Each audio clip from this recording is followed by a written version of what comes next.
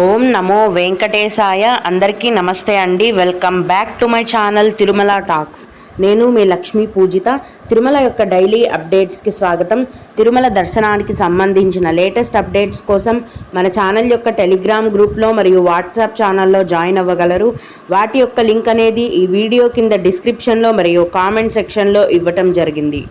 ఈరోజు ఈ వీడియోలో మనం తిరుమలలో ప్రస్తుతం దర్శనానికి వచ్చే భక్తుల రద్దీ ఎలా ఉంది, దర్శనాలు ఎలా జరుగుతున్నాయి అన్న విషయాలను గురించి, అలాగే ఈ మే నెలలో కాలినడకన దర్శనానికి సంబంధించిన పూర్తి వివరాలను గురించి, అలాగే భక్తులు అడిగే కొన్ని ముఖ్యమైన దర్శనం వివరాలను గురించి కూడా తెలుసుకుందాం. కనుక వీడియోని చివరి వరకు చూడండి. ముందుగా నిన్న అంటే మే 1వ తేదీన తిరుమలలో స్వామివారిని మొత్తం 72,510 మంది భక్తులు దర్శించుకున్నారు. అందులో స్వామివారికి మొత్తం 30,441 మంది భక్తులు తలనీలాలను సమర్పించారండి. నిన్నటి రోజున తిరుమలలో శ్రీవారి హుండీ యొక్క ఆదాయం అనేది 2,62,00,000 రూపాయలు. ఈరోజు కూడా ఎటువంటి దర్శనం టికెట్లు లేకుండా నేరుగా భక్తులను ఫ్రీ దర్శనానికి అనుమతిస్తున్నారండి. ఇలా టికెట్స్ లేకుండా నేరుగా వెళ్ళే ఫ్రీ దర్శనానికి మొత్తం 12 గంటల సమయం అనేది పడుతోందండి. అలాగే తిరుపతిలో ఇచ్చే సర్వ దర్శనం టికెట్లను తీసుకొని దర్శనానికి వెళ్ళే భక్తులకు దర్శనానికి 4 గంటల సమయం అనేది పడుతోంది. 300 రూపాయల దర్శనం టికెట్లను మరియు 500 రూపాయల దర్శనం టికెట్లను కలిగి ఉన్న భక్తులకు దర్శనానికి 3 గంటల సమయం అనేది పడుతోంది. ఈరోజు కూడా చిన్నపిల్లల సుపదం దర్శనం అనేది ఉందండి. ప్రస్తుతం సుపదం ఇన్ఫాంట్ దర్శనానికి 1.5 గంట సమయం అనేది పడుతోంది. అలాగే విఐపి బ్రేక్ దర్శనం టికెట్లు కలిగి ఉన్న భక్తులకు 1 గంట సమయం అనేది పడుతోంది. దీన్ని బట్టి ప్రస్తుతం తిరుమలలో భక్తుల యొక్క రద్దీ అనేది సాధారణంగానే కొనసాగుతోందండి. అంటే మరీ ఎక్కువగా లేదు, మరీ తక్కువగా లేదు. నిన్న మొన్న మాత్రం భక్తుల రద్దీ అనేది తక్కువగా ఉన్నింది. ప్రస్తుతం సాధారణంగా కొనసాగుతోంది. టికెట్స్ లేకుండా నేరుగా వెళ్ళే దర్శనానికి 12 గంటల సమయం పడుతోందంటేనే భక్తుల రద్దీ సాధారణమని అర్థం చేసుకోవాలి. అంటే మీరు క్యూ లైన్లో ఎంటర్ అయినప్పటి నుంచి మొత్తం దర్శనమై బయటికి రావడానికి 12 గంటలు అనేది పడుతుంది.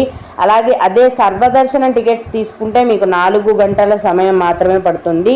భక్తులు దీన్ని బట్టి మీ దర్శనాన్ని ప్లాన్ చేసుకోవాల్సిందిగా మనవి. ఇకపోతే ఈ వేసవి సెలవులలో అంటే మే నెలలో తిరుమల దర్శనానికి మామూలు కంటే కూడా ఎక్కువ భక్తులు వస్తారండి, సెలవు రోజులు కాబట్టి. అయితే ఈ మే నెలలో కాలినడకన దర్శనం టికెట్ ఎక్కడ దొరుకుతుంది, ఏ టైంలో ఇస్తారు, వాటి గురించిన పూర్తి వివరాలను తెలియజేయమని చాలామంది భక్తులు అడుగుతున్నారండి. వాటి గురించి ఇప్పుడు తెలుసుకుందాం. ప్రస్తుతం తిరుమల కొండకు నడిచి వెళ్ళడానికి 2 రకాలైన కాలినడక మార్గాలు ఉన్నాయండి. అవేంటంటే అలిపిరి మెట్ల మార్గం మరియు శ్రీవారి మెట్లు కాలినడక మార్గం.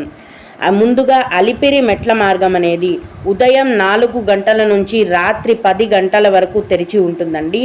అలిపిరి మెట్ల మార్గం మధ్యలో ఎటువంటి దర్శనం టికెట్లు ఇవ్వటం లేదు.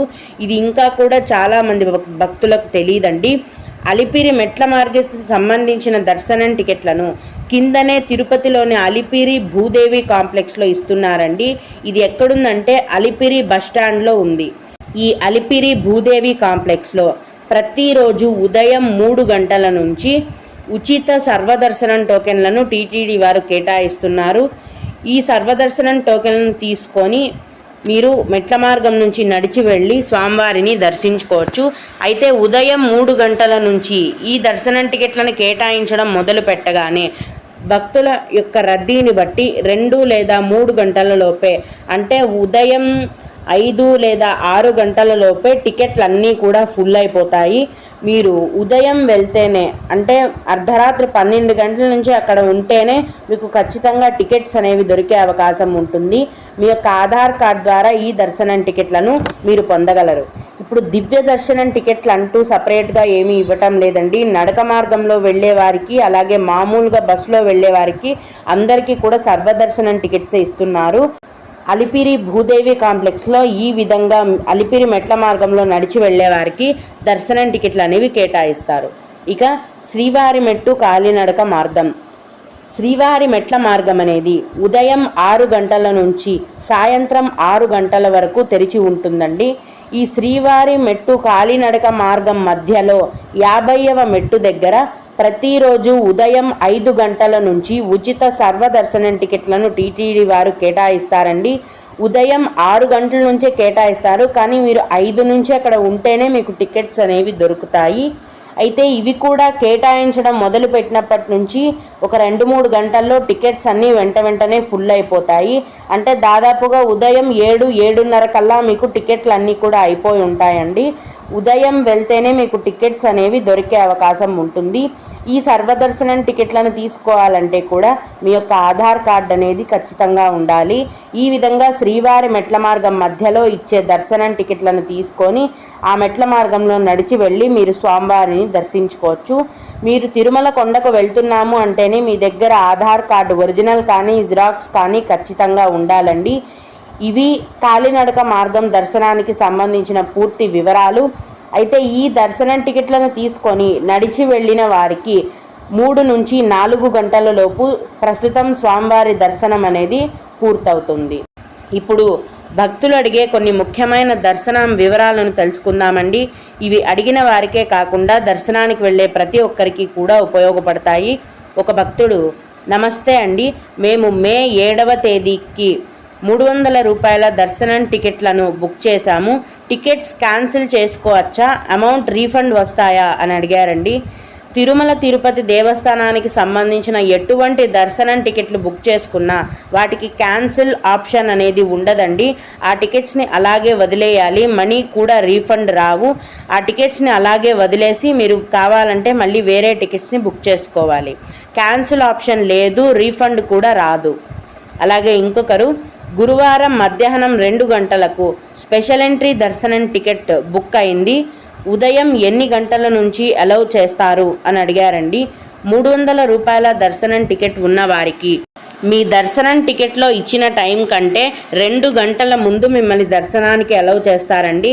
అంటే మీకు మధ్యాహ్నం 2 గంటలకు దర్శనం టైం ఇచ్చారు కదా, మీరు 12 గంటలు అంటే మధ్యాహ్నం 12 గంటల నుంచి ఎప్పుడైనా దర్శనానికి వెళ్ళొచ్చు. అలాగే ఇంకొకరు, చంటి పిల్లలకు ఎన్ని ఇయర్స్ వరకు ఫ్రీ దర్శనం ఉంటుంది అని అడిగారండి. 12 ఏళ్ల లోపు వయస్సు ఉన్న పిల్లలకి ఎటువంటి దర్శనం టికెట్ అవసరం లేదండి.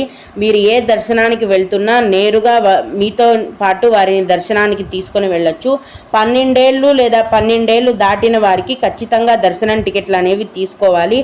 అలాగే 1 సంవత్సరం లోపు వయస్సు ఉన్న చిన్న పిల్లలకు మరియు వారి తల్లిదండ్రులకు సుపదం అనే స్పెషల్ క్యూ లైన్ నుంచి దర్శనం అనేది ఉంటుంది. ఓం నమో వెంకటేశాయ. మీకు కూడా ఇలా ఏవైనా సందేహాలు ఉంటే కనుక మన ఛానల్లోని కామెంట్ సెక్షన్లో తెలియజేయగలరండి. నేను వాటికి ఖచ్చితంగా రిప్లై ఇవ్వడానికి ప్రయత్నిస్తాను. ఇవి ఇవాల్టి తిరుమల అప్డేట్స్. ఇలాంటి మరిన్ని వీడియోల కోసం నా ఛానల్ని సబ్స్క్రైబ్ చేసుకోండి. ఈ వీడియోని లైక్ చేసి షేర్ చేయగలరు. ఓం నమో వెంకటేశాయ.